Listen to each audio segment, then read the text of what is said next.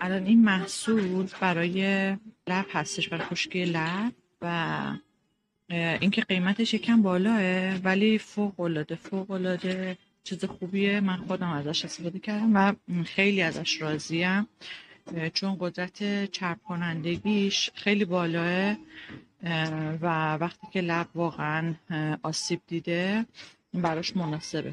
فقط اینکه این مدلش یکم رنگم داره، ولی بعضی از مدلاش هم هستش که بدون رنگ هستش. قیمت این 5.90 فکر میکنم تو دی ام. مارکای دیگه ای هستش که قیمتشون خیلی پایینه، از 95 سنت فکر میکنم شروع بشه.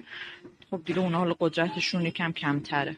الان یه مدل دیگه هستش قیمتشون 65 سنته. زیاد اطلاعی ندارم در مورد اینا، ولی خب اینا هم چرب کننده لب هستش و وقتی که لب